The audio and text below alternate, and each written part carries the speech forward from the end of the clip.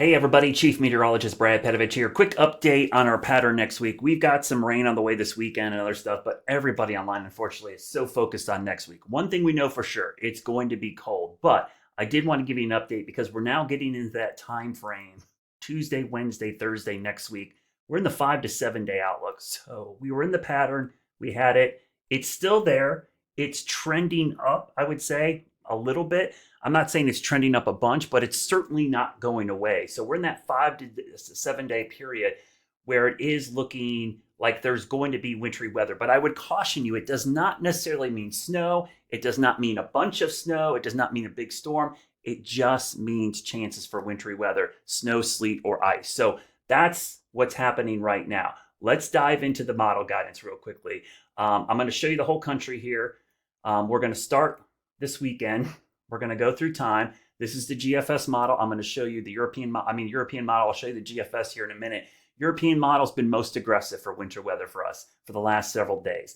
I won't focus too much on particulars in this other than the overall pattern here. We'll talk a little bit about what's happening is this cold air. You can see the blue lines. That's really cold air moving in. Sunday, a secondary low could form with the Arctic front. That's something to keep an eye on. Might get a little surprise flurry out of that, but not a really big deal. We'll go into next week. You see the cold air, those blue lines, the 540 line, which is right there.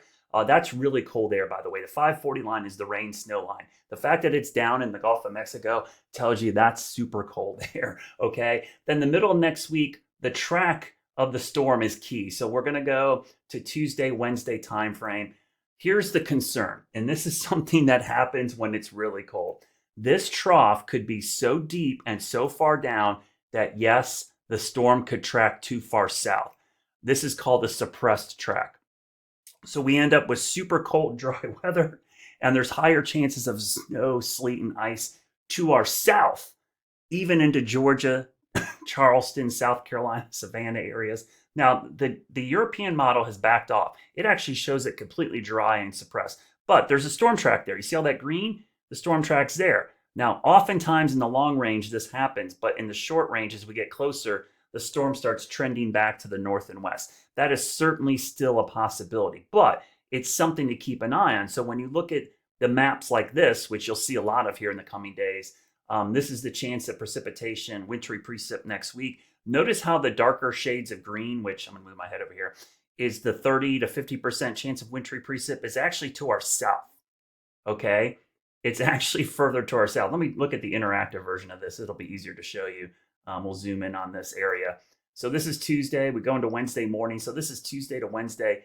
Charlotte areas north. So north of Interstate 85 has actually got a lower chance of wintry weather than areas to the south. We go into Thursday. We're still in that percentage. So you see Tuesday night into Wednesday, but Wednesday, Thursday in there as well.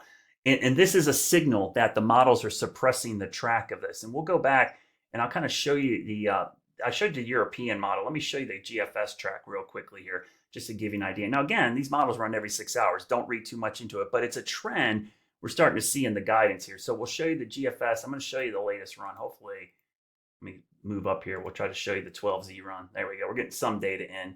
All right, there we go. So we'll give you the latest run here to try to show you what's happening. So we'll go through time. You see our weekend system. There's that little low. So a little bit different than the European model. The cold air is pretty deep, but it's not as far south, but it's also very suppressed. In fact, Tuesday, look at where the track is. So for the first time, the models are in somewhat agreement, which probably is not great news for snow lovers, but gosh, I wish this would stop. Hold on one second. Let me move this out of the way. Sometimes I got to get my telestrator out of the way here. So we'll move this to right here. So look at this. This is next Wednesday, early morning. There's a system, but it's tracking over Florida and off the coast. It's too far south for wintry weather. So look where it is. It's way down here. So this is something to keep an eye on. It actually, there's no such thing as being too cold to snow, but where that term sometimes mistakenly comes from is when the cold air is so far south, the trough of low pressure digs so deep into the Gulf Coast that it pushes the storm track all the way down here and it causes the precipitation to stay to south. So it's not that it's too cold because it can snow at any temperature. It's just that the cold air has pushed the storm track so far south that we don't see it. So that's a real possibility next week. There's a chance it could just be super cold and dry. So that's why you got to be very careful. And there's a very good chance if we do see wintry weather, it might be more south than north. So let's look at some probabilities. So this is one of my favorite products. You're starting to see it more and more, which I'm a big fan of in the long range. Instead of showing you specific snowfall totals, let's show you just the chances of seeing 1 inch of snow. Okay, we'll go through time here. One chance, and this is over the entire time period, not a specific time period, like 24-hour period, but this is through Sunday. We'll go through Monday morning. Okay, let's go into next week. This is Tuesday. You see the creeping of some chances of wintry weather. I'll stop this at this is the latest European, so it goes through Wednesday morning. Notice where the highest chances of wintry precip are trending to our south. So along the coastal sections, you're getting into the 30-40% range, and to the north, it's dropping to 10 to 20%.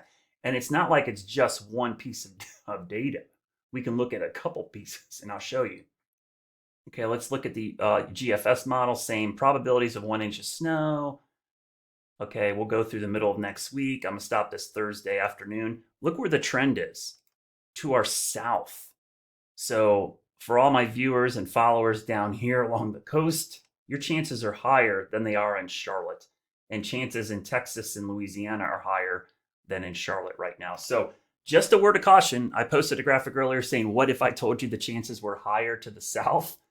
That's a real possibility, and it's certainly something to keep a close eye on. Now, I showed you that impact graphic. I'll really show you what this product looks like.